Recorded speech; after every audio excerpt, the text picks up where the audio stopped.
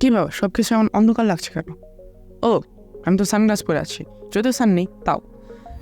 যাই হোক, PC build করতে গিয়ে যারা আমার মতো পিসি বিল্ডের বাজেট দেখেই সানগ্লাস না পরে অন্ধকার দেখছেন তাদের জন্য কিন্তু আজকের বিল্ডের বাজেট কিন্তু 21,000 টাকা।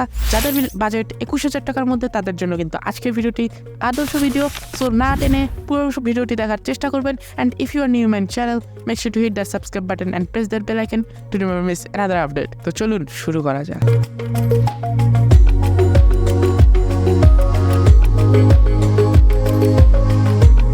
চলে আসলাম পিসি স্ক্রিনে। এখন আমি আপনাদের দেখাবো আসলাম কি কম্পোনেন্ট চুজ করছি এই বিল্ডের জন্য। সো সবার প্রথমে এই প্রসেসর হিসেবে আমি ইউজ করেছি AMD Ryzen 5 2400G with Radeon Vega Graphics 11। এটা কিন্তু CPU প্লাস GPU, মানে এটা iGPU রয়েছে এবং এটাকে কিন্তু APU বলা হয়। সো এটা কিন্তু বেস্ট APU এই রেঞ্জে এবং এটার কিন্তু বেস্ট ফ্রিকোয়েন্সি বা বেস্ট ক্লক স্পিড যেটাই বলেন সেটা কিন্তু 3.6 GHz এবং বুস্ট ক্লক স্পিড বা আপ টু ক্লক স্পিড কিন্তু 3.9 GHz।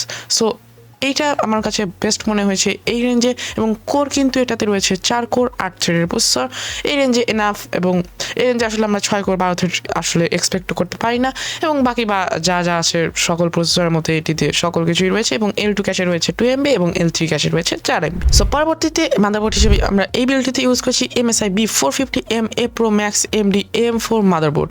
সো এটি কিন্তু AMD একটি AM4 সিরিজের মাদারবোর্ড, তার মানে আমরা এটাতে কিন্তু AMD যে চিপসেট রয়েছে সেটি কিন্তু ইনস্টল করতে পারবো এবং এটি কিন্তু মাইক্রোটিক্স একটি ফর্ম ফ্যাক্টরের মাদারবোর্ড।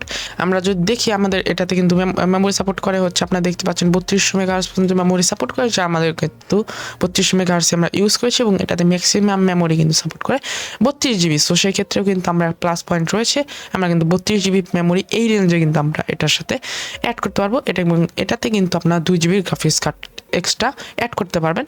আসলে এই রেঞ্জে আসলে কেউ গ্রাফিক্স কার্ড অ্যাড করে না, বাট আপনারা চাইলে কিন্তু 2GB পর্যন্ত এক্সটেন্ড করতে পারবেন। সো পরবর্তীতে এই বিল্ডটিতে র্যাম হিসেবে আমরা চুজ করেছি কোরসারের ভেগনেন সিরিজের LPX 8GB DDR4 32 মেগাহার্টজের একটি র্যাম এবং এই র্যামটি বর্তমানে এত জনপ্রিয় এই রেঞ্জে এবং কম বাজেটের রেঞ্জে 8GB ছাড়া, যে এই র্যাম যদি কিছু নাও বলি তাও কিন্তু চলবে, বাট আমি বলে দিই আসলে বেসিক যে কি ফিচারগুলো রয়েছে সেটা কিন্তু আমি বলে দেওয়ার চেষ্টা করি সব ভিডিওতেই। এবং এটাতে কিন্তু 3200 মেগাহার্টজের র্যাম আমরা প্রথমেই বলেছি এবং 8GB একটা স্টিক কিন্তু আমরা ব্যবহার করছি। বর্তমানে এই র্যামটির প্রাইস কিন্তু চলছে, বাজার মূল্য চলছে 2500 টাকা এবং আপনারা যদি বাজারে অফলাইন মার্কেটে ঘোরেন সো সেক্ষেত্রে আপনারা এর থেকেও অনেক কমে কিন্তু পেয়ে যেতে পারেন। অনেক কম বলতে কিন্তু পিসি মার্কেটে 50-60 টাকায় কিন্তু অনেক কম। সো সেই ক্ষেত্রে কিন্তু আপনার 50-60 টাকা কিন্তু ডিসকাউন্ট পেয়ে যেতে পারেন যদি ভাগ্য আপনার ভালো থাকে।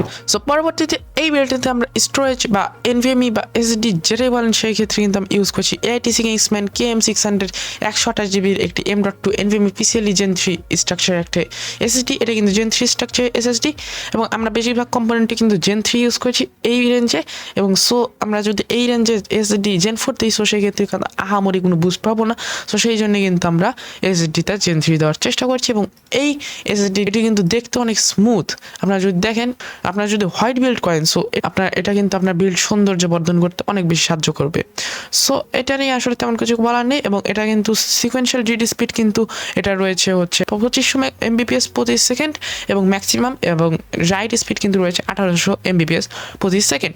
সো আমার মনে হয়েছে সবচেয়ে ভালো হবে এই রেঞ্জে এই SSDটি, নিঃসন্দেহে আপনার চোখ বন্ধ করে এই SSDটি নিয়ে নিতে পারেন। সো পরবর্তীতে থেকে যায় হচ্ছে কেসিং এবং এই বিল্ডটিতে আমরা কেসিং হিসেবে ইউজ করছি রেভেন্সার MX6 mid tower micro ATX casing এবং এটির প্রাইস কিন্তু 1300 টাকা। এবং আমি বলে দিই আপনার যদি সৌন্দর্য বর্ধন করতে চান সো সেক্ষেত্রে কিন্তু আপনার ভালো কেসিং এই বিল্ডেও লাগাতে পারবেন, বাট আমার কাছে এটা অর্থিত মনে হয় না, যেহেতু আপনাদের পারফরমেন্স প্রয়োজন লুকের চাই। বাট আপনাদের যদি লুকও প্রয়োজন হয় সো সেই ক্ষেত্রে আপনারা কিন্তু একটা ভালো ধরনের কেসিং চুজ করে নিতে পারবেন। এটাও কিন্তু ভালো কেসিং, বাট এটা আসলে আমাদের যে টিপিক্যাল কম্পিউটার আমরা দোকানগুলো দেখি সেখানে কিন্তু ইউজ হয়।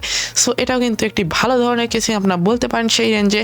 এবং এটার আর একটা প্লাস পয়েন্ট 1300 টাকার মধ্যে কিন্তু আপনাদের এটা কিন্তু PSU ইনক্লুডেড। সো সেই ক্ষেত্রে কিন্তু আপনাকে এটা PSU দিয়ে দিবে। এটাতে কিন্তু আমার মনে হয় এটাতে 250 থেকে 300 ওয়াটের মধ্যে একটা PSU রয়েছে যা এই পিসিটিকে পাওয়ার দেওয়ার জন্য যথেষ্ট।